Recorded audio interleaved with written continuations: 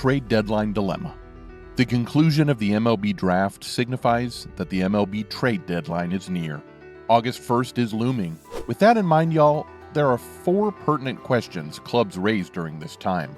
Number 1, do we have a real shot at winning the World Series? I mean, a real shot, not a front-running fan hopeful shot. If the answer is yes, man, does that change the trajectory of your approach. This does not imply recklessly trading away 3 of your top 5 prospects for the biggest star on the market, or trading away too much for a rental you know you have more chance of re-signing. However, it does imply be more aggressive than your counterparts. For example, there is precedent for what I am alluding to. Before the deadline in the 2021 season, the essential universal favorites for that year, the LA Dodgers, traded for ace Max Scherzer and all-star shortstop Trey Turner from the Washington Nationals, fortifying their already loaded squad. However, they did go damn near all in, trading away number 41 overall prospect in the game, catcher Keibert Ruiz, and ironically, number 42 overall pitcher Josiah Gray. Washington also acquired a couple of ancillary pieces, but those 2 I mentioned were the big guns. Now obviously, harking back on it, it looks as if the Nationals got the better end of it, as Gray made the All-Star team this year, while Ruiz has already inked a long-term deal with them. Additionally, not only did the Dodgers get bounced by the eventual World Series champion Braves in the NLCS that year, but Max and Trey also left in free agency, amounting to LA only receiving compensatory picks. Frankly, that is immaterial to my point and this conversation. It just goes to show you how teams operate when they feel they're in a, quote, all-in scenario for that particular season. What's wrong with you, bro? What the heck?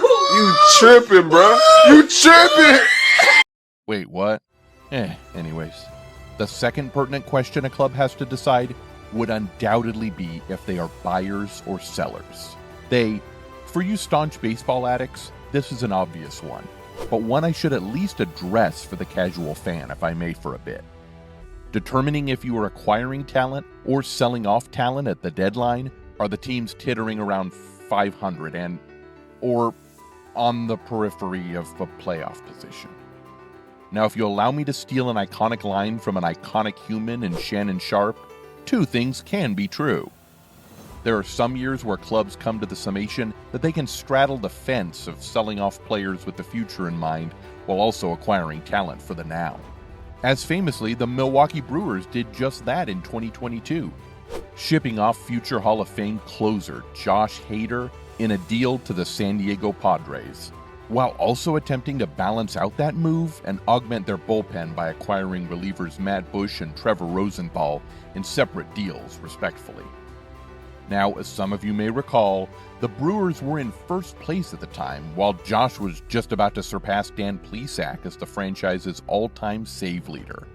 Wow, wild, right?